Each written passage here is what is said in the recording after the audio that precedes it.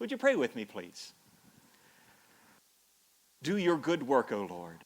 Send your Holy Spirit upon us just as you did on that first day of Pentecost. May your Spirit fill us, all that we say and all that we hear, and may it draw us closer to you and your plans for each of us. Amen. It can be hard to recognize when God is at work. That's why the onlookers on that first day of Pentecost responded the way they did when the Holy Spirit came. The Holy Spirit came, as Lorraine read for us, with a sound like the blowing of a violent wind, and tongues of fire rested on the heads of the believers, and they miraculously were able to speak in all those foreign languages whose names are so hard to pronounce. Now, some of the people who saw this were amazed and perplexed. And as the story goes on, we find out that 3,000 people heard and accepted that message and became believers. But then there were some. There were some who made fun of the disciples as the Holy Spirit came on them and said, they have had too much wine. In other words, these people are nothing but a bunch of drunks. You might remember in my sermon a few weeks ago, the same kind of thing happened. When the priest saw Hannah praying, she was fervently praying that God would bless her with a son. And do you remember what Eli thought? Do you remember? He thought she was drunk. He didn't recognize what was happening in her life. These aren't isolated incidents. Over and over again in the Bible, we find people who misunderstand the movement of God. The Old Testament prophets were ignored, they were ridiculed, they were persecuted because people didn't recognize how God was working through them as they announced his oracles. It was easy to write off the prophets as delusional. They saw strange sights, they heard weird voices. If you want an example of how weird the Old Testament prophets were, skim through the book of the prophet Ezekiel, because he takes the cake. He saw crazy, bizarre visions. He heard voices. God had him do really crazy things, like lay on one side for a year and then flip over and lay on the other side for a year. That's just one example. Twice, King Saul, the first king of Israel, twice the Spirit came upon him, and the Bible says that he prophesied, which most likely means he went into some sort of a trance-like state as the Holy Spirit filled him. He spoke in odd ways. He probably was dancing. He acted in strange ways. One time, he stripped off his clothes and lay naked. Let's hope the Holy Spirit doesn't do that to any of us. Saul once sent some soldiers to go capture David, but God put his Spirit upon those soldiers, and they started prophesying instead of doing what soldiers are supposed to do. And then we have the Old Testament reading that we read together. This was during the time when the Israelites had left Egypt and were on their way to the Promised Land. God took some of his Holy Spirit that he had put on Moses and shared it with 70 of the elders of the people. And these elders prophesied, probably pretty much the same thing as what they saw King Saul doing centuries later. Now, did you notice there were two of the elders who didn't go join the rest of them where they were supposed to? They stayed home. And the Holy Spirit came upon them as well, and they prophesied while they were at home amidst all the other people. And it freaked everyone out when they saw this happen. Joshua, who was Moses' right-hand assistant, when he heard about this, he pleaded with Moses, "Stop them!" But Moses replied, "I wish that God would put his Spirit on all people." And that is still our hope today. I wish that God would put his Spirit on all people. That was fulfilled on Pentecost. Then in the New Testament, you've heard of the Apostle Paul, right? So when he was on trial toward the end of his life before King Agrippa, and he decided to use his trial as an opportunity to tell the old story, except it wasn't quite so old in his day yet. And King Agrippa responded by saying, "You're out of your mind, Paul. Your great learning is driving you insane." People even thought that Jesus himself was loony. And I'm not just talking about regular old people. Jesus' own family, the people who would have known Jesus the best. Mark tells us of a time when Jesus was teaching and his family showed up because they wanted to take charge of him.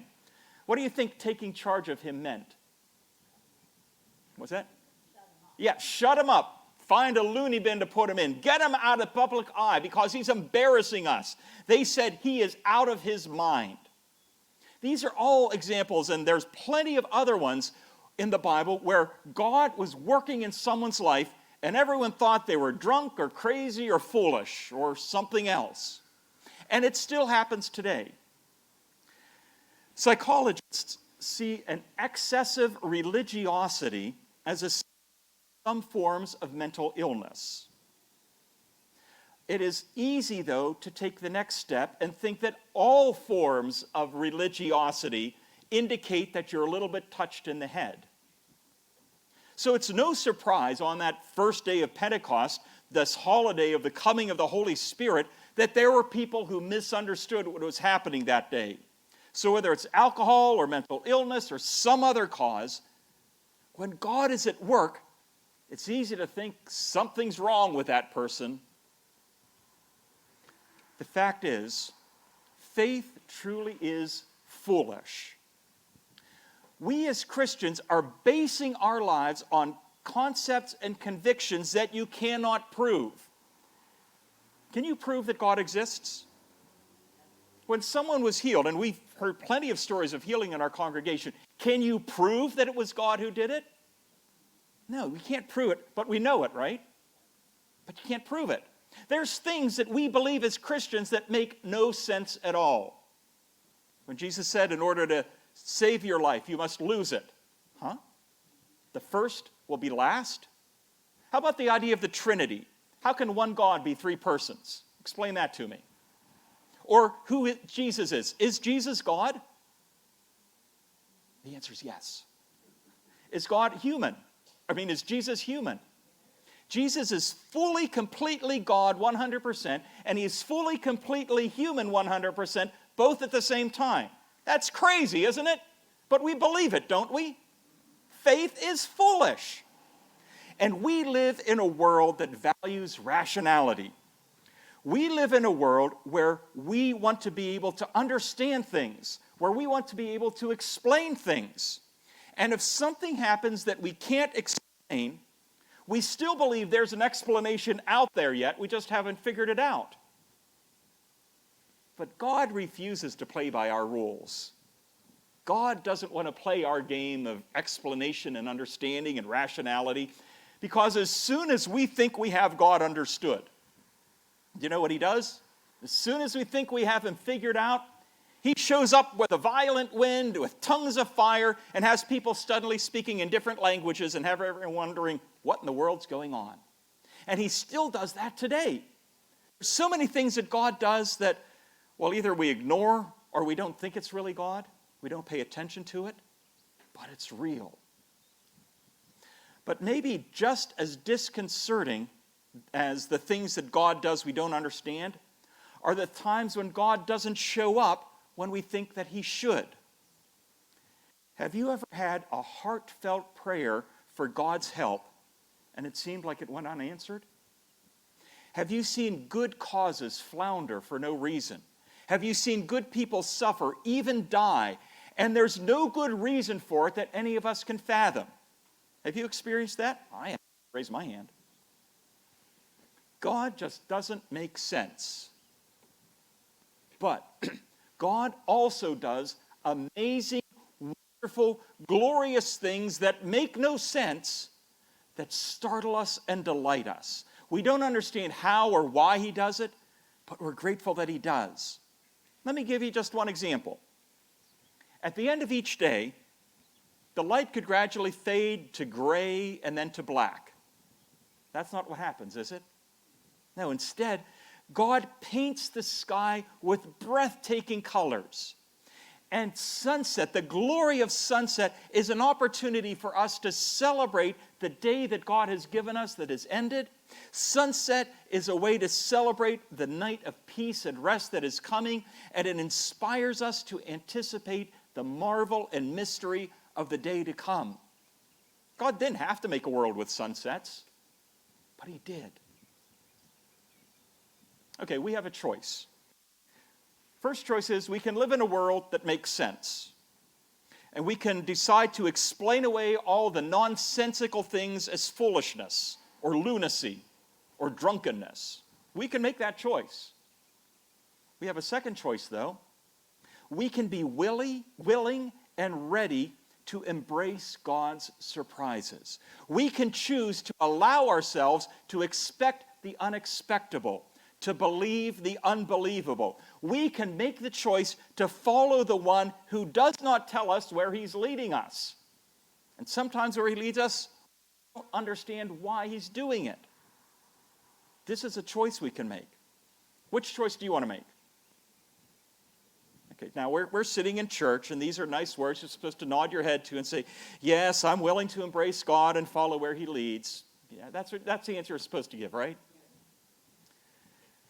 Seriously, though, are you really ready to live this way? Are you really ready to do that? Are you really ready to be filled with the Holy Spirit? Because he's going to lead you to do outlandish things. He's going to lead you to be outlandish people. If we choose to be filled with God's Spirit, if we choose to open ourselves to what God is doing, then we are refusing to be limited to what is practical and reasonable. We're not going to stay only with the things that make sense. We are willing to watch and listen and pay attention to what God might do next. So let me ask you, do you have the courage to look and act like a fool when you're following where God leads you? That's something to think about. Not as easy of an answer. You know the answer I hope you're going to give. If you do say, okay, God, this freaks me out. I don't know what you're doing, but yes, I'm going to make that decision. And if we as a church make that decision, if Old Union is going to be this way, we're going to make other people uncomfortable because they're not going to understand it.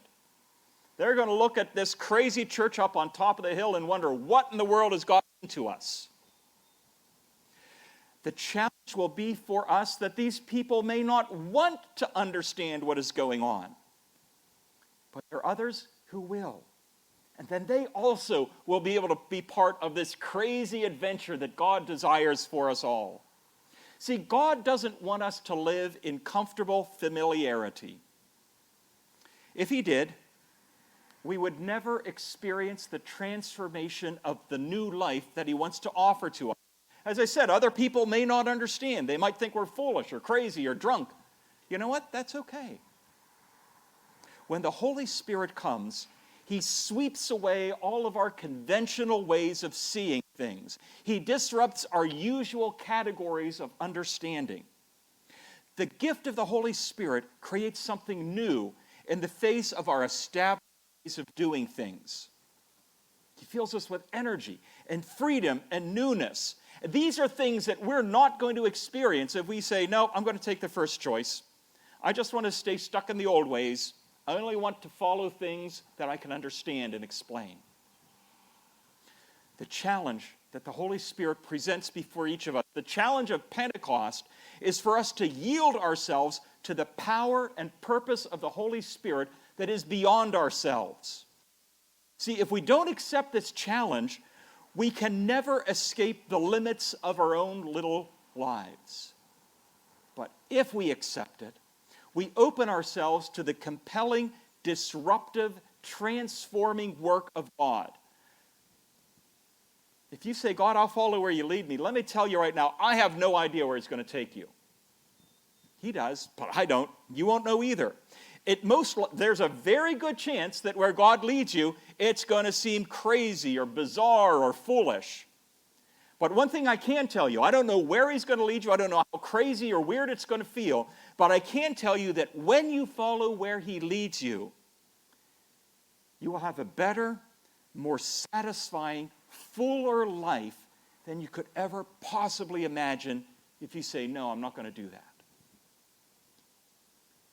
In the first chapter of 1 Corinthians, Paul wrote, "The message of the cross is foolishness to those who are perishing, but to us who are being saved, it is the power of God." So, which is it for you?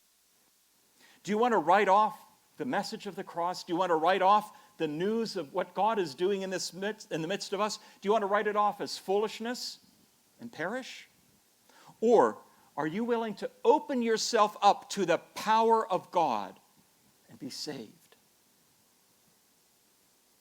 Would you pray with me, please? Lord, I suppose if we were a different kind of church right now, I would be giving an altar call. But in our own way, that's exactly what I want to do. We've heard the challenge that you've presented before us to open ourselves to your Spirit, to be willing to follow where you lead. And so each of us in the quietness of our own pews can indicate to you, just between you and us, what our decision is. Maybe we'll do it by giving a little thumbs up, putting our hand over our heart, or nodding our head up and down slowly. Give us, Lord, the courage to follow where you lead. Give us the courage to open ourselves up to this strange new way of life that you offer us. And may it all be for your glory. Amen.